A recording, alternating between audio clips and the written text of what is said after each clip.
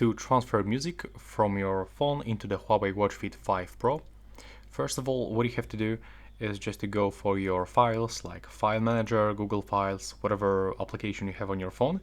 And now what you have to do is just to find your the full storage. So for me, I have to go for audio. I have to click and hold this file that I want to put, or multiple files. Click to copy to, and you have to make sure that you're gonna put it into the music folder, because if it will be in the ringtones or downloads, your application doesn't gonna detect this. So make sure that you are gonna put your file into the music.